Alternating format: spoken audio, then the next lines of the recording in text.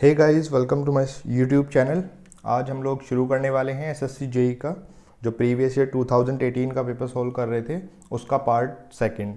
Part first में हमने 10 question solve कर लिए थे। अगर आपने नहीं देखा है तो जाकर देख सकते हैं पार्ट वन। पार्ट सेकंड में स्टार्ट करने वाले हैं हम लोग क्वेश्चन नंबर 11 से।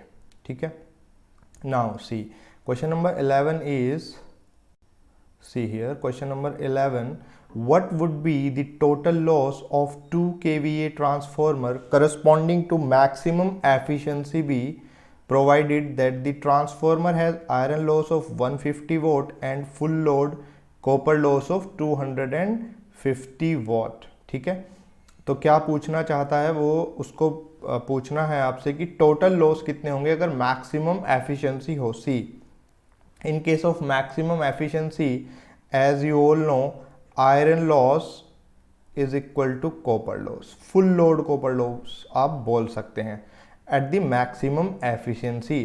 तो अगर वो maximum efficiency की बात कर रहा है सी दी, इसमें आपको पता होगा जो आयरन लॉस है वो कांस्टेंट लॉस होते हैं और जो कॉपर लॉस है वो वेरिएबल या वेरिंग लॉस होते हैं। तो मींस जो कॉपर लॉस है सिर्फ वही वेरी कर सकते हैं, आयरन लॉस वेरी नहीं कर सकते। सो मैक्सिमम एफिशिएंसी के लिए क्या बदलेगा, कॉपर लॉसेस बदलेंगे।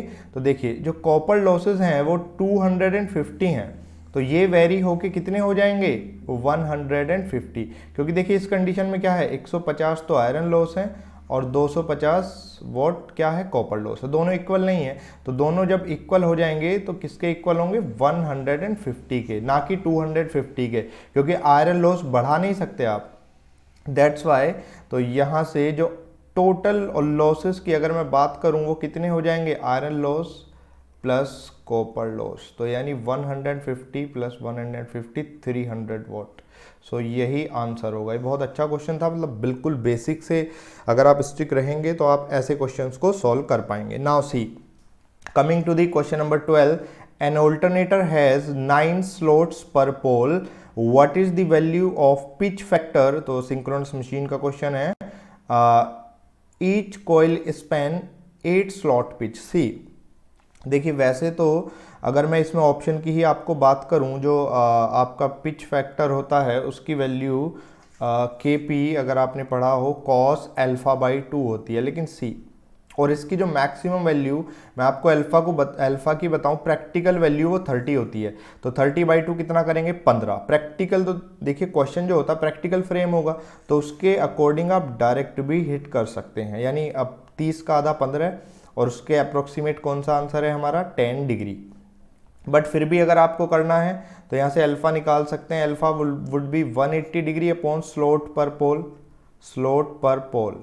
तो 180 डिग्री कितने स्लॉट्स पर पोल दिए हुए हैं इस क्वेश्चन में 9, यानी 180/9 20 डिग्री, और यहाँ 20 आप रख देंगे यानी cos 20/10, this will come out to be cos 10 degree.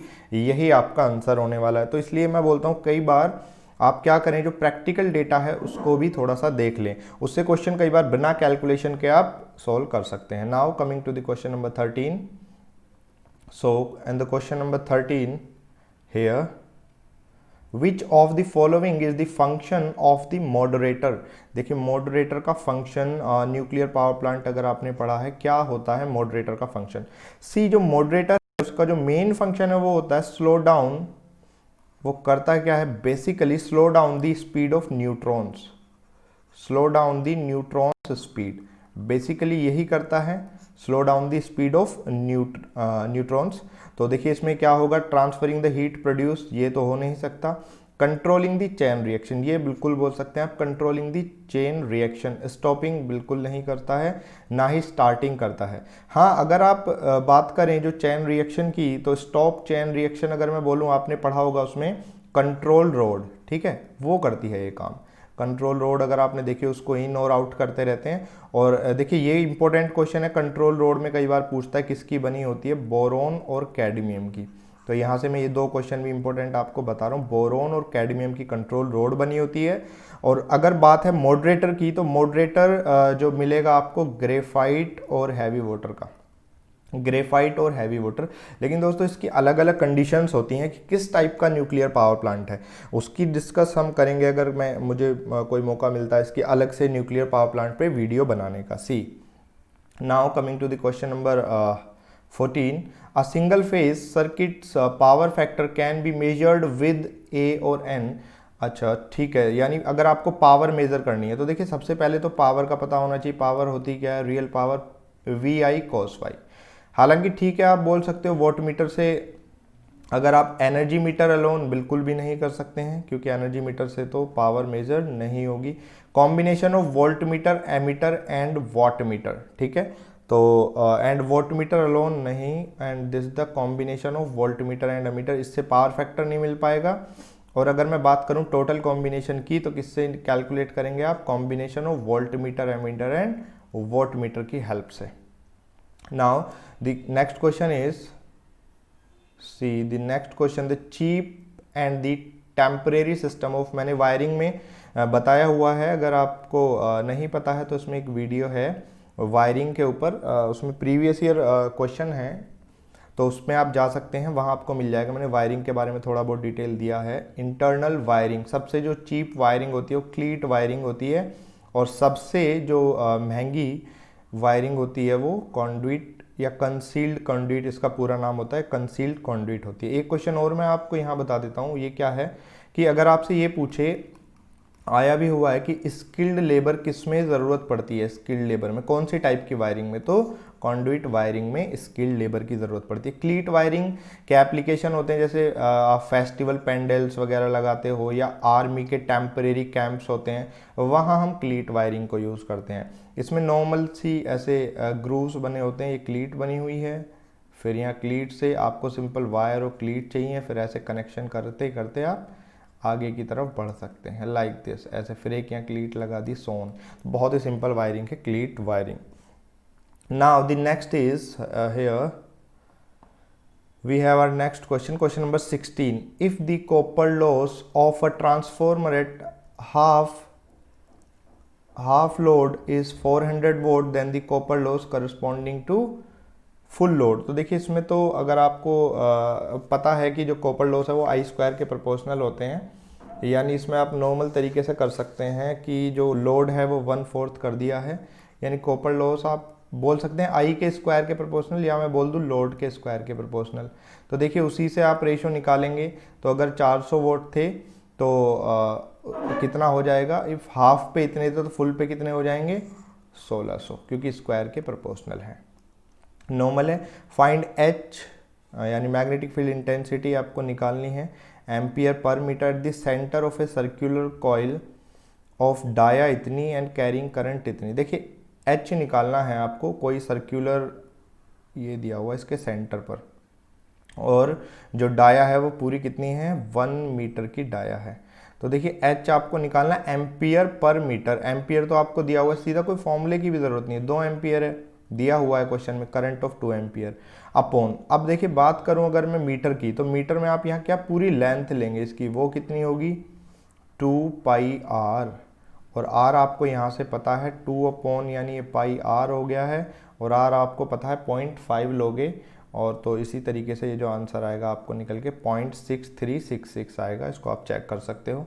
Otherwise देखो एग्जाम के लिए छोटी छोटी चीज़ें याद रखा करो, जैसे पाई की वैल्यू आपको पता है 3.14 होती है, क्योंकि SSC में कैलकुलेटर अलाउ नहीं है, तो 1 अपॉन पाई 0.318 आता है, तो कहीं ना कहीं देखो इसी से मिलता जुलता है 3.14 0.318, ठीक है। तो ऐसे आप डायरेक्ट याद रखोगे तो स्पीड इंप्रूव होगी उससे आपकी, और बाकी लोगों से ज़्यादा क्वेश्चन अटेम्प्ट कर पाओगे without using the calculator.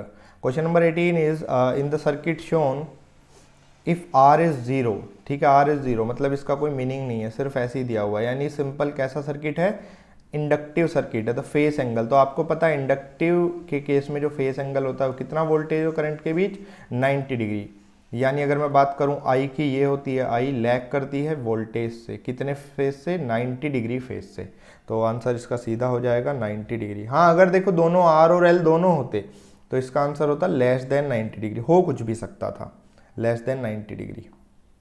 Now see question number 19 is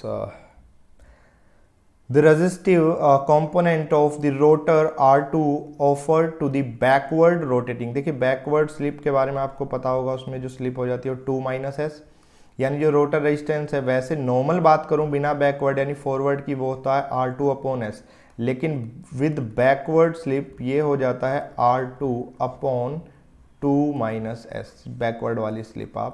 आपको ये पढ़ने को मिलेगा सिंगल फेस इंडक्शन मशीन में, अगर आपने पढ़ा होगा, ठीक है।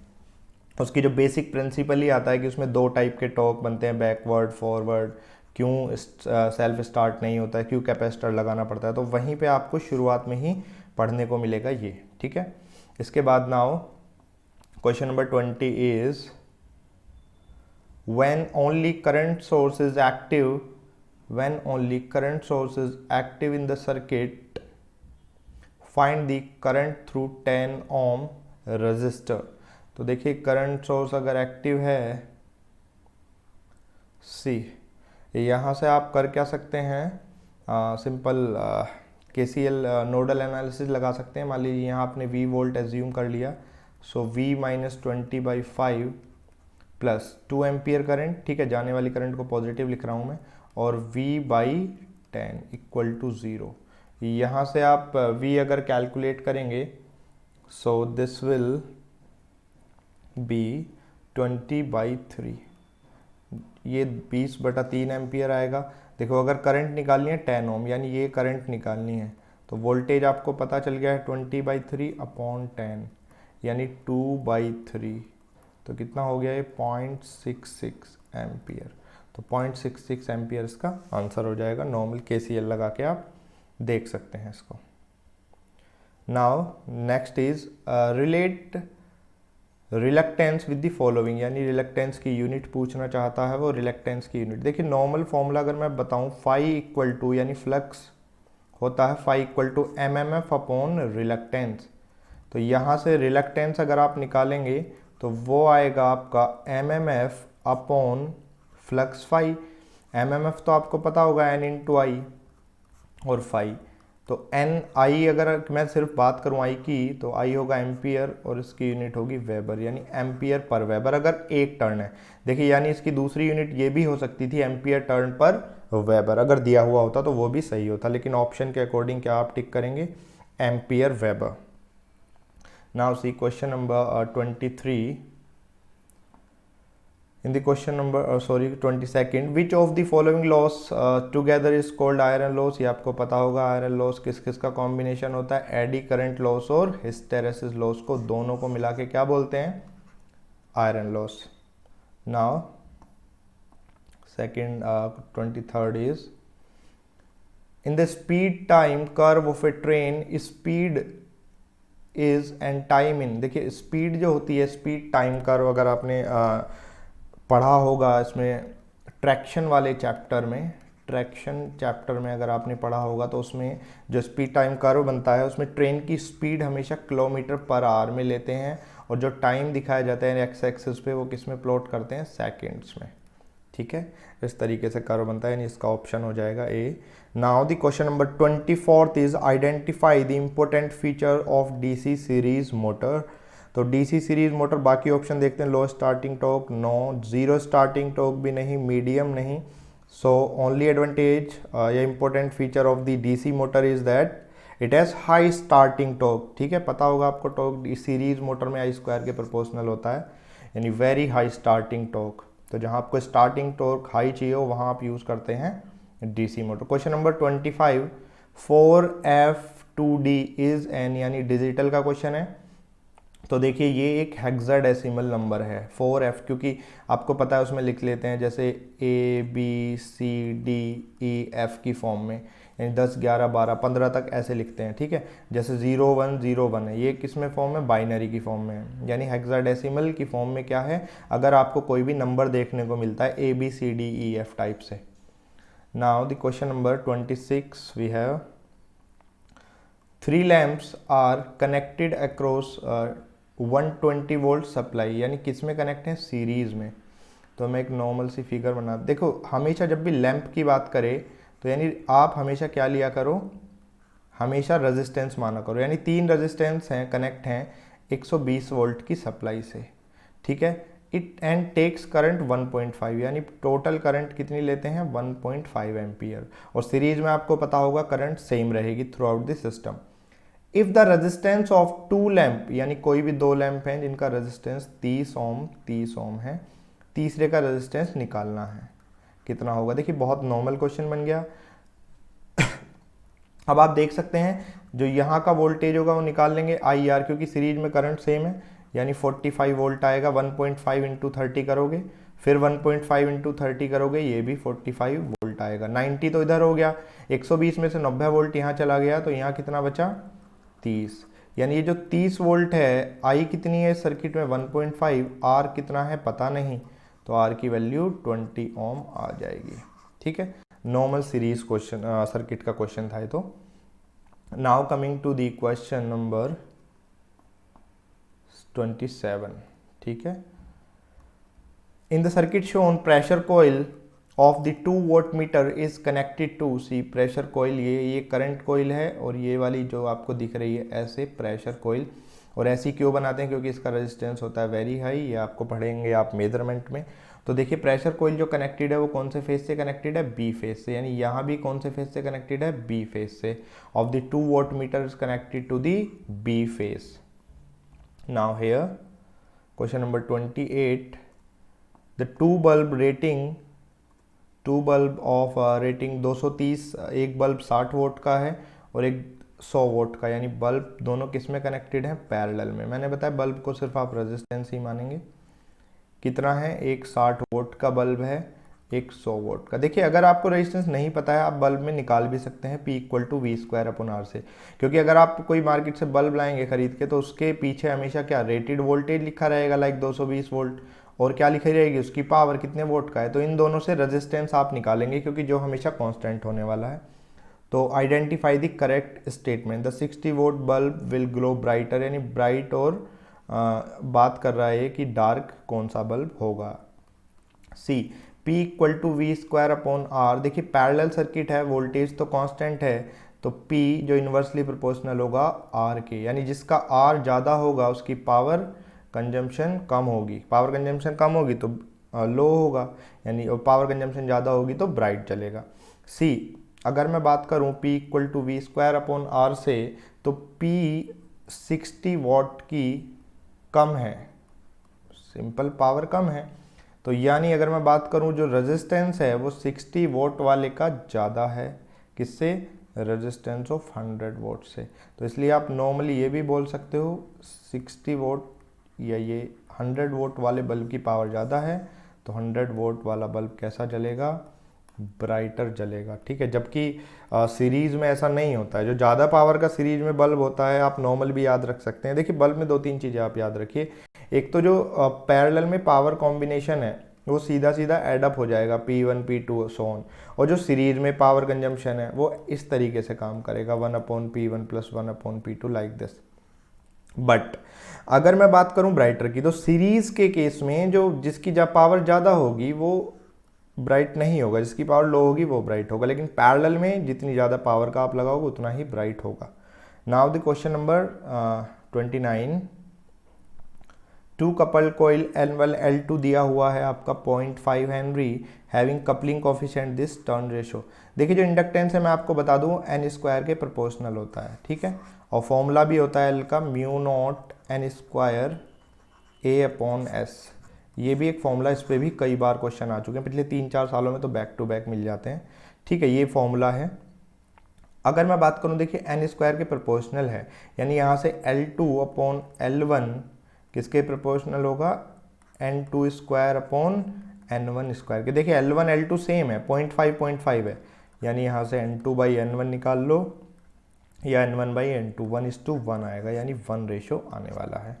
Now coming to the next question number, that is question number 30, is it possible to have current in transmission line under no load condition, of course. देखिए अगर मैं नॉर्मल सर्किट की बात करूं, मान लीजिए RL सर्किट है कोई, ठीक है, ये आपने ओपन सर्किट किया हुआ है, तो अभी के केस में देखिए, अभी ओपन सर्किट के केस में यहाँ जो करंट होगी वो 0 होगी, लेकिन in case of transmission line क्या होगा, एक कैपेसिटर बनता है हमेशा। आपको पता होगा फेसेस के बीच में, अगर ये आर वाई बी, इन फेसेस के बीच में ये दोनों चार्ज प्लेट हैं, बीच में एयर वर्क करती है एज ए डाइलेक्ट्रिक, तो बनता है कैपेसिटेंस। तो कैपेसिटेंस की वजह से ये जो करंट अब जीरो थी, अब जीरो नहीं रहेगी, यानी यहाँ से एक हमेशा करंट फ्लो होगी जिसको बोलते हैं चार्जिंग करंट। आपसे ये भी पूछ सकता था कि नो लोड पे ट्रांसमिशन लाइन में कौन सी करंट फ्लो होती है, उसका नाम होगा चार्जिंग करंट। दूसरी बात आप ये याद रख सकते हैं, जो फेरेंटी इफेक्ट होता है वो बेसिकली इन्हीं कैपेसिटेंस की वजह से होता है, यानी इसी चार्जिंग करंट की वजह से। तो इसका तो नॉर्मल आंसर क्या होगा, yes, because of the capacitance effect. ठीक है गाइज, थैंक यू। अगर आपको वीडियो पसंद आया और आप चाहते हैं और भी मैं वीडियो इस पे बनाऊं और भी लेके आऊं, तो आप मेरे चैनल को सब्सक्राइब कर सकते हैं, वीडियो को लाइक और शेयर कर सकते हैं। Thank you.